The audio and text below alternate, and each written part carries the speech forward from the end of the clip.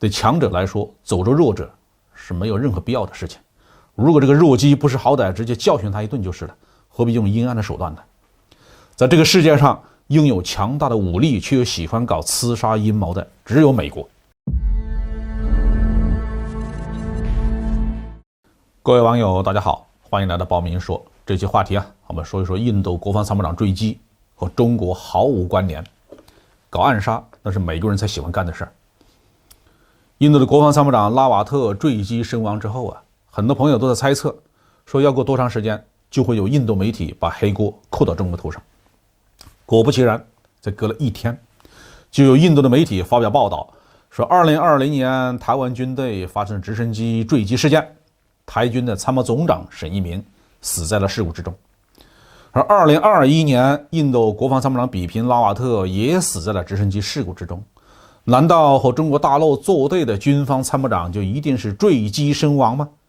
你看看这联想是多么的丰富说实话，在解放军面前，印军就是土鸡瓦狗。如果不是中国人民、中国政府爱好和平，解放军有足够的能力，可以从喜马拉雅山脉一直推进到恒河平原，推进到印度洋边上去，这毫不夸张。对强者来说，走着弱者是没有任何必要的事情。如果这个弱鸡不是好歹直接教训他一顿就是了，何必用阴暗的手段呢？在这个世界上，拥有强大的武力却又喜欢搞刺杀阴谋的，只有美国。这倒不是因为美国人打不过谁，世界上绝大多数国家都不是美国的对手，但是美国因为想要控制的国家太多，看着不顺眼的人呢也太多，所以10个手指头按跳蚤顾不过来呀。有些反美人物，美国是可以直接动用武力把他消灭掉的，比如说萨达姆或者卡扎菲。有些人物，美国真的是心有余力不足，比如说叙利亚的总统巴沙尔，还有伊朗委内瑞拉的领导人。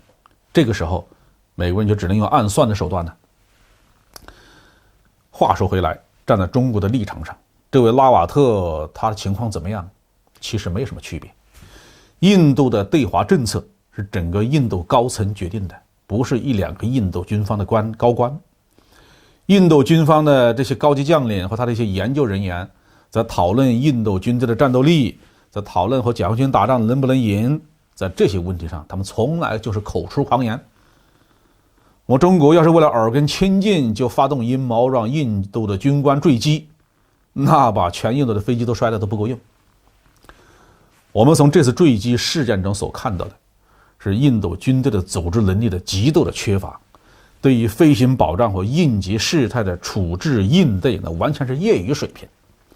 事故发生以后有人提供了拉瓦特坠机之后的视频，几名穿着迷彩服的士兵是吧，用一床毯子就把他兜起来，摇摇晃晃的抬下山。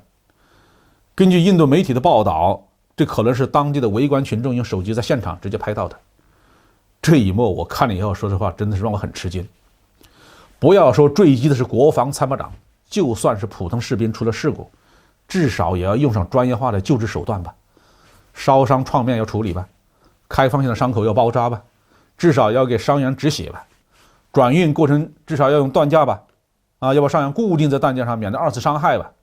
这种知识不要说在21世纪的今天，就算在100年前的第一次世界大战也已经是常识了。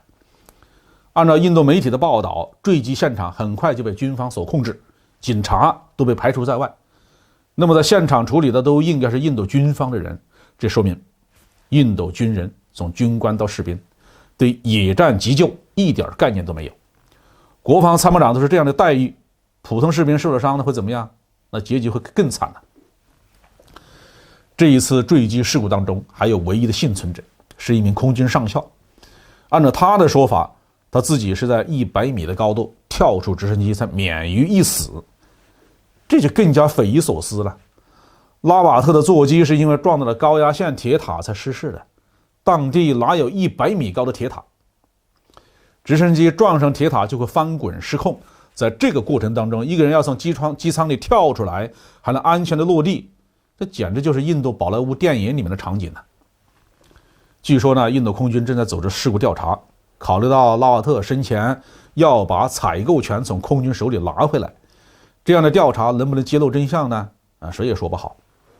中国国防部在12月11号对拉瓦特的死表示了同情。印军最高将领死的这样的糊涂，确实值得同情。好，这个话题就说到这里。